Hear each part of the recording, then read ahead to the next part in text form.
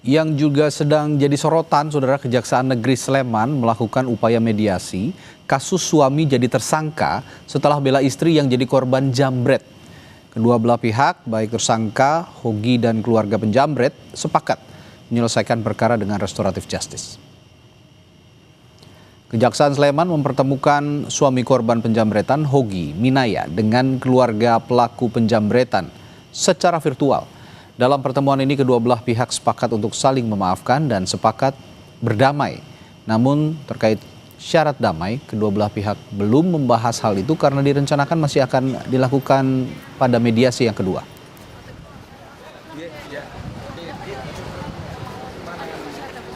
Makanya ini tadi semua sudah hadir dan akhirnya secara langsung sudah ada saling memaafkan, saling memberi maaf, saling meminta maaf, sudah dilaksanakan.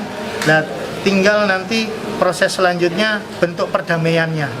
Mudah-mudahan 2-3 hari ke depan ini sudah ada kesepakatan keputusannya. Ya, kita prinsipnya memenuhi syarat untuk dilakukan RJ, sudah memenuhi ya, pertimbangan daripada jaksa penuntut umumnya pun yang disampaikan ini bisa diupayakan untuk restoratif.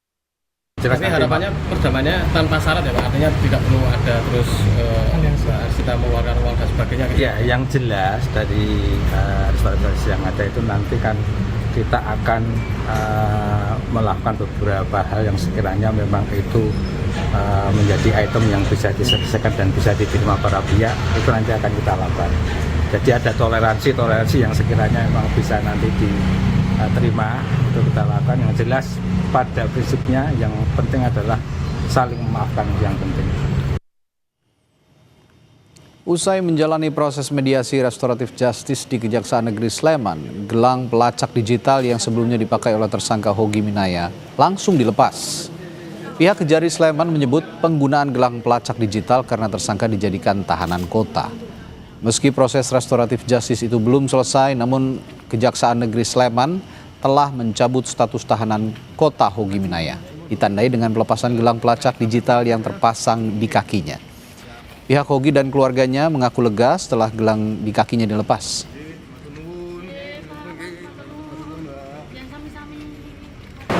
Puji Tuhan, alhamdulillah dan mulai agak reda Mas, dan hanya restorasi justice seperti ini. Mungkin kedepannya mungkin lebih lega lagi semua dari sini. Artinya saat kejadian memang benar-benar nggak menyangka ya? Nggak menyangka Mas, ya, di luar.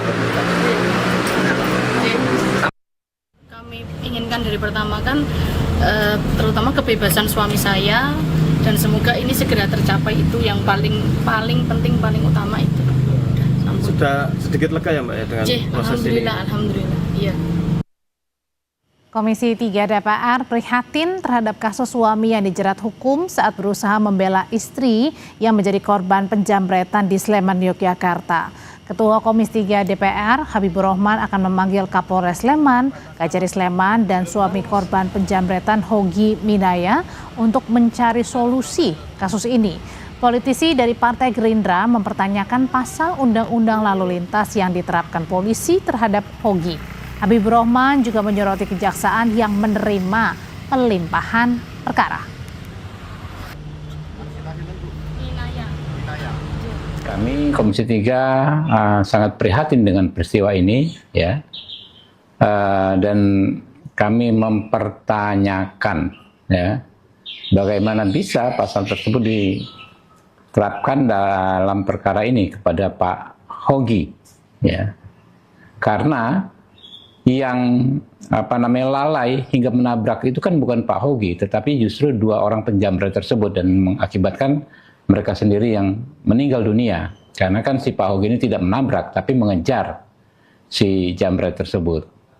Dan kami juga bingung kok kejaksaan juga bisa menerima perkara ini, bahkan akhirnya sekarang akan dilimpahkan ke pengadilan. Kami berharap Pak Hogi bisa mendapatkan keadilan dan kami akan memantau jalannya peradilan tersebut. Sebelumnya Polresta Sleman menyatakan proses hukum kasus kecelakaan yang melibatkan suami korban jambret berlanjut karena proses mediasi yang sudah dilakukan tidak menemui titik temu. Sementara kasus penjambretannya dihentikan atau SP3 karena pelaku telah meninggal dunia. Polresta Sleman tentunya dalam menangani perkara laka lantas ini mengedepankan restoratif justice, ya, telah melakukan upaya-upaya memberikan ruang kepada kedua belah pihak untuk melakukan mediasi, kemudian menghubungi para pihak, yaitu para penasihat hukum untuk melakukan upaya-upaya untuk damai. Namun beberapa kali sudah disampaikan tidak ada titik temu, sehingga proses penanganan laka lantas ditangani melalui jalur ini.